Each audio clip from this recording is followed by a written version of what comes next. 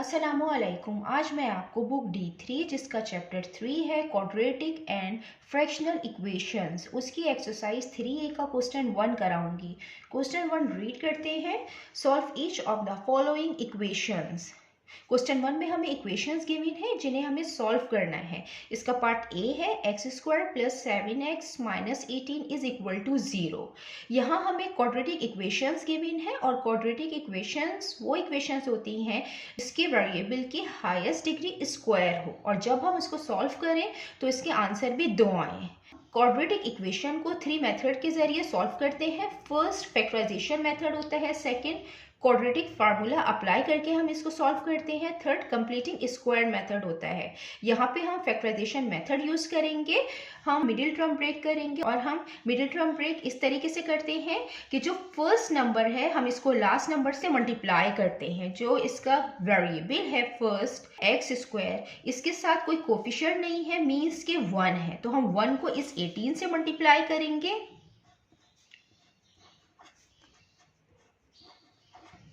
अब हम कोई 2 नंबर ऐसे लेंगे कि जिनको हम मल्टीप्लाई करें तो मल्टीप्लाई करने के बाद 18 आए, और जिनको हम प्लस या माइनस करें तो प्लस माइनस करने के बाद हमारी ये मिडिल टर्म बननी चाहिए +7।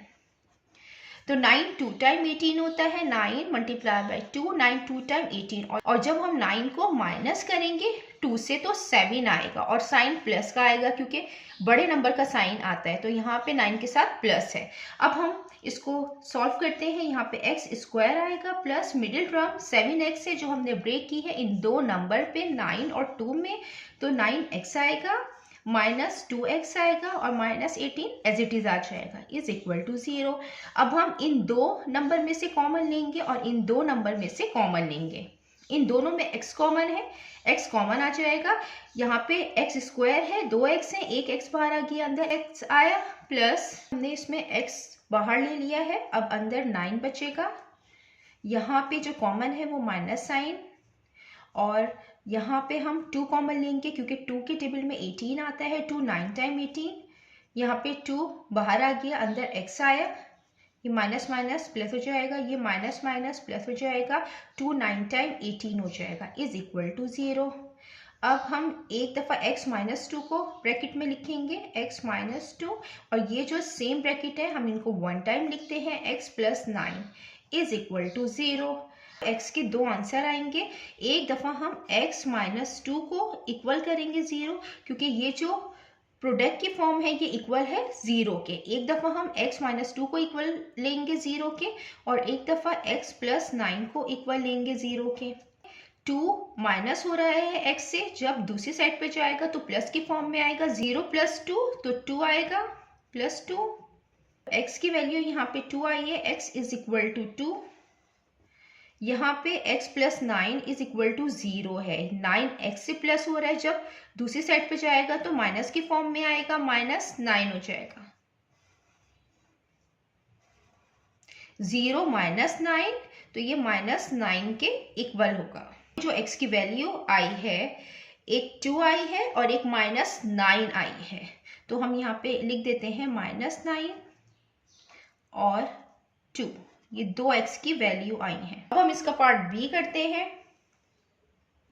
ये इसका पार्ट बी है, 2x² + 5x - 7 = 0। इसको भी हम इस तरीके से फैक्टराइज करेंगे कि हम फर्स्ट नंबर को लास्ट नंबर से मल्टीप्लाई करते हैं।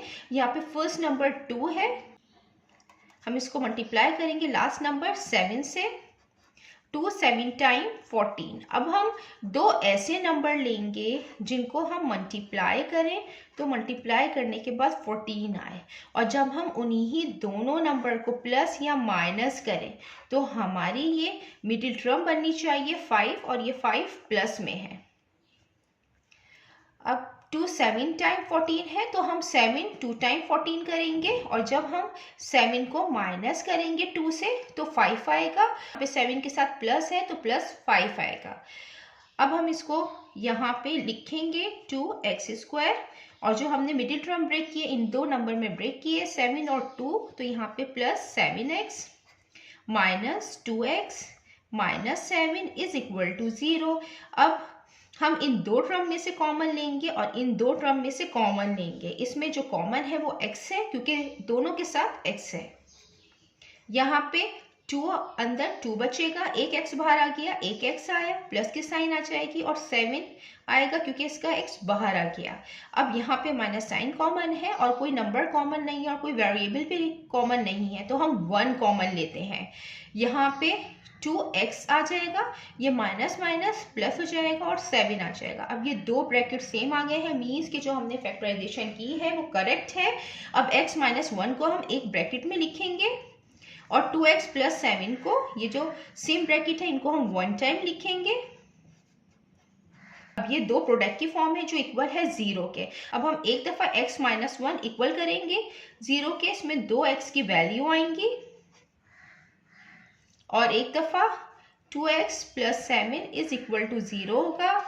यहाँ x minus 1 is equal to 0 है, यहाँ 1 x से माइनस हो रहा है, जब दूसरी साइड पे जाएगा तो प्लस की फॉर्म में आएगा, तो x is equal to 0 plus 1 1 के इक्वल होगा, प्लस 1 के इक्वल होगा। और प्लस साइन हम लिखते नहीं है, ये x की वैल्यू आ गई है। अब हम इसमें x की वैल्यू फाइंड करेंगे।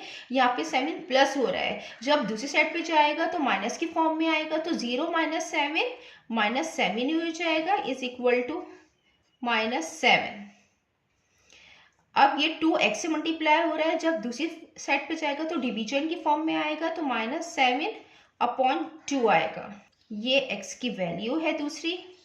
x की दो वैल्यूज आई हैं, -7/2 और 1, दो x की वैल्यू आई है। अब हम इसका पार्ट सी करते हैं। ये इसका पार्ट सी है, 5y² minus 28y plus 15 is equal to 0। इसको भी हम इसी तरीके से फैक्टराइज करेंगे कि फर्स्ट नंबर को लास्ट नंबर से मल्टीप्लाई करेंगे। 5 को हम मल्टीप्लाई करेंगे 15 से, 5 15 टाइम्स 75। अब हम दो ऐसे नंबर लेंगे जिनको हम मल्टीप्लाई करें, तो 75 आए, और उन्हीं ही दोनों नंबर को जब हम प्लस या माइनस करें तो हमारी मिडिल टर्म बननी चाहिए -28।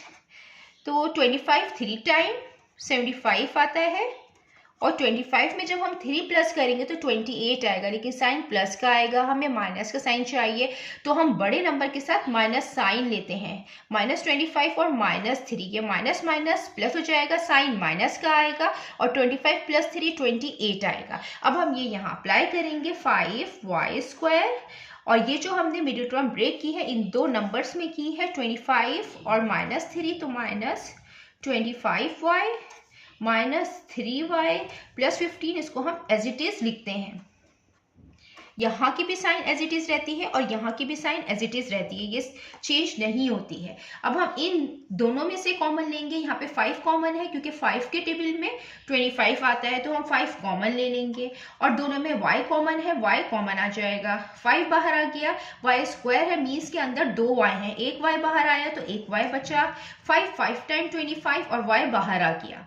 इसमें जो कॉमन है वो 3 कॉमन है, 3 बाहर आ जाएगा, अंदर y बचेगा, माइनस प्लस माइनस हो जाएगा, 3 5 टाइम 15 हो जाएगा इज इक्वल टू 0। अब 5y - 3 को हम एक ब्रैकेट में लिखेंगे, और जो सेम ब्रैकेट है हम इनको 1 टाइम लिखेंगे। जब दो सेम ब्रैकेट आ जाते हैं, मीन्स कि जो हमने फैक्टराइजेशन की है वो करेक्ट है, तो प्रोडक्ट की फॉर्म इक्वल है 0 के, तो हम एक दफा 5 - 3 को इक्वल लिखेंगे 0 के, और एक दफा y - 5 को इक्वल लिखेंगे 0 के। y की वैल्यू फाइंड करेंगे, यहाँ पे 5y लिखेंगे, और यहाँ पे 3 जो है माइनस हो रहा है, जब दूसरी साइड पे जाएगा तो प्लस की फॉर्म में आएगा, तो 0 प्लस 3 होता है, +3 आएगा। अब ये 5y से मल्टीप्लाई हो रहा है, जब दूसरी साइड पे जाएगा तो डिवीजन की फॉर्म में आएगा, तो 3/5 आएगा। यहाँ पे 5 माइनस की फॉर्म में, जब दूसरी साइड पे जाएगा तो प्लस की फॉर्म में होगा, 0 + 5 हो जाएगा, और ये 0 + 5 5 के इक्वल होता है। यहाँ पे y की वैल्यू 2 आई है, 3/5 और 5। अब हम इसका पार्ट डी करते हैं। ये इसका पार्ट डी है। 4z² minus 49 is equal to 0। इसको हम इस तरीके से सॉल्व करेंगे कि सबसे पहले ये 4 किस नंबर का परफेक्ट स्क्वायर है, 2 का, तो हम 2 लेंगे और z पे स्क्वायर लगाएंगे। 2 का स्क्वायर 4 होगा, z का स्क्वायर z स्क्वायर होगा, माइनस 49 7 का परफेक्ट स्क्वायर है तो 7 पे स्क्वायर आ जाएगा, इज इक्वल टू 0। इस पे जो फार्मूला हम अप्लाई करेंगे वो a² माइनस b² का अप्लाई होगा। देयरफॉर a² माइनस b² ये इक्वल होता है a प्लस b के और a माइनस b के। एक दफ़ा हम प्लस में लिखते हैं और एक दफ़ा माइनस में। हम इसी तरीके से लिखेंगे 2z plus 7 2z minus 7 is equal to 0। 2z plus 7 is equal to 0 और एक दफ़ा हम इसको इक्वल लेंगे 0 के, 2z minus 7 is equal to 0। यहाँ पे 7 2z के साथ प्लस हो रहा है, जब दूसरी साइड पे जाएगा तो माइनस आएगा, माइनस में आएगा 2z is equal to 0 minus 7 के इक्वल आता है z is equal to minus 7 upon 2। ये 2z से मल्टीप्लाई हो रहा है, जब दूसरी साइड पे जाएगा तो डिवीजन के फॉर्म में आएगा। ये 2z minus 7 is equal to 0 है, यहाँ पे 7 माइनस हो रहा है, जब दूसरी साइड पे जाएगा तो प्लस की फॉर्म में आएगा। 2z is equal to 0 plus 7 आएगा।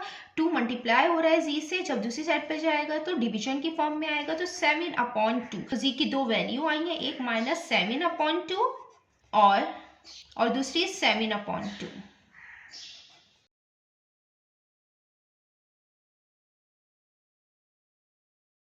जितना मैंने एक्सप्लेन किया है, अगर इसमें कोई भी क्वेरी है तो आप कमेंट्स में पूछ सकते हैं।